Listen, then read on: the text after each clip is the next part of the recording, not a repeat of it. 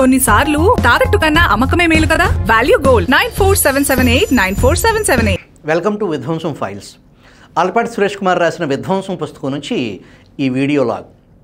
Police అధికారులకు criminal చట్టాలతో కనీస మాత్రపు పరిచయం ఉండాలి. ఎఫ్ఐఆర్లో ఏ సెక్షన్లు చేర్చాల్సింది, దర్యాప్తు తర్వాత షార్ట్షీట్లో ఏ సెక్షన్లు పెట్టాల్సింది వారే కదా నిర్ణయించేది.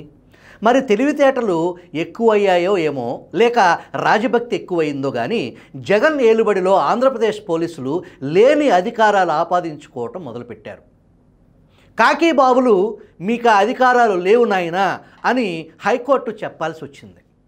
క్రిమినల్ ప్రొసీజర్ కోడ్ సిఆర్పిసిలో 107, 145 అనే 2 సెక్షన్లు ఉన్నాయి.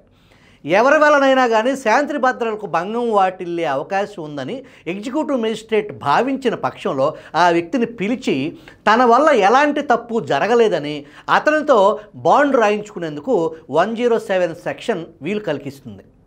ఎగ్జిక్యూటివ్ మేజిస్ట్రేట్ అంటే మండల స్థాయిలో ఎంఆర్ఓ, జిల్లా స్థాయిలో కలెక్టర్.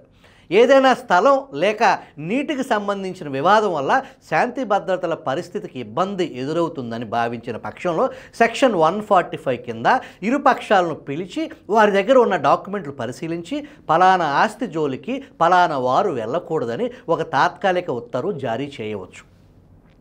ఈ 2 సెక్షన్ల కింద పోలీసులకు ఎలాంటి అధికారాలు లేవు, కానీ వారు ఈ సెక్షన్ల కింద ప్రత్యేకించి 107 కింద కేసులు పెడుతున్నారు. అనంతపురం జిల్లా ఆత్మకూరు పోలీస్ స్టేషన్లో 107 కింద కేసు పెట్టడంతో బాధితుడు హైకోర్టును ఆశ్రయించాడు. పోలీసులు ఈ సెక్షన్ల కింద ఇలా ఎవరి మీద కేసులు పెట్టడానికి వీల్లేదని, ఈ విషయం రాష్ట్రంలోని అన్ని పోలీస్ స్టేషన్లకు తెలియజెప్పాలని హైకోర్టు న్యాయమూర్తి జస్టిస్ మానవేంద్రనాథ్ రాయ్ డీజీపీకి ఆదేశించారు.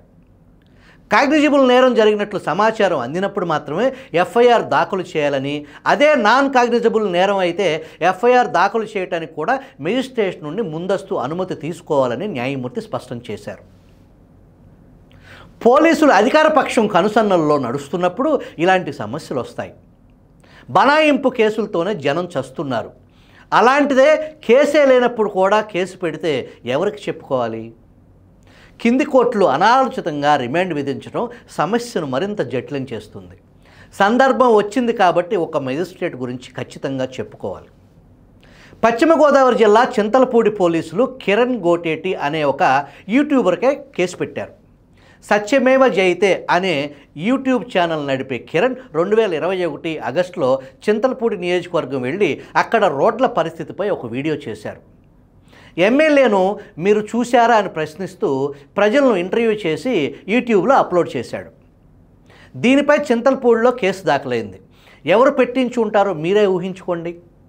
చింతలపూడి పోలీసులు ఐపీసీ 505 కింద కేసు నమోదు చేసి కిరణ్కు కబురు పంపారు. సెక్షన్ 505 అంటే అశాంతిని రెచ్చగొట్టే విధంగా మాట్లాడటం, లేక ప్రచురించడం, లేక చలామణిలో పెట్టడం. ఎమ్మెల్యే పని చేయటం లేదని చెప్పటం ఆ నేరాలతో సమానమని మనం అర్థం చేసుకోవాలి. విచారణకు హాజరైన కిరణ్ను 2 రోజుల పాటు నిర్బంధంలో ఉంచి అర్ధరాత్రి ఏలూరు తీసుకెళ్లి అక్కడ మెజిస్ట్రేట్ ముందు హాజరుపరిచారు. ఈలోపు ఎఫ్ఐఆర్లో SC/ST అత్యాచారాల నిరోధక చట్టం కూడా కలిపేశారు. ఎందుకంటే Chintalapudi MLA Eliza SC. Chintalapudi magistrate సెలవులో ఉన్న కారణంగా ఇక్కడికి వచ్చామని పోలీసులు ఏలూరు మెజిస్ట్రేట్కు చెప్పారు. తాను 2 రోజులుగా పోలీసుల అదుపులో ఉన్నానని కిరణ్ మెజిస్ట్రేట్కు విన్నవించుకున్నాడు. దాంతో ఆయన రిమాండ్ చేసేందుకు మెజిస్ట్రేట్ నిరాకరించారు. పోలీసులు కిరణ్ను మరుసటి రోజు చింతలపూడి మేజిస్ట్రేట్ ముందు హాజరుపరిచారు. రిమాండ్ రిపోర్ట్ చూడగానే ఆయనకి విషయం అర్థమైంది. స్టేషన్ బెయిల్ ఇచ్చి నిందితుడిని వదిలిపెట్టాల్సిందిగా ఆదేశించారు. చింతలపూడి మేజిస్ట్రేట్ వ్యవహరించిన విధంగా తమ విచక్షణను పనికి పెట్టి రిమాండ్ ఇవ్వాలా వద్దా అని ఆలోచించే మెజిస్ట్రేట్లు తక్కువ మంది ఉన్నారు. ఈ మధ్య సుప్రీంకోర్టు కూడా నిందితులను గుడ్డిగా రిమాండ్కు పంపకుండా కేసును పరిశీలించి నిర్ణయం తీసుకోవాలని కింది కోర్టులకు జాగ్రత్తలు చెప్పింది. కిరణ్ విషయంలో పోలీసులు ఇంత హైరానా ఎందుకు పడ్డారో మనకు అర్థమవుతూనే ఉంది. ఇలాంటి వాతావరణంలో మెజిస్ట్రేట్లే సామాన్య ప్రజలకు దిక్కు. తప్పుడు కేసుల్లో ఇరుక్కున్న ప్రజలను ప్రాథమిక దశలోనే వారు ఆదుకోగలరు. లేని పక్షంలో ఆత్మకూరు కేసులో లాగా నిందితులు ఉన్నత న్యాయస్థానాల తలుపులు తట్టాల్సి వస్తుంది. ఎంతమంది అక్కడి వరకు వెళ్ళగలరు?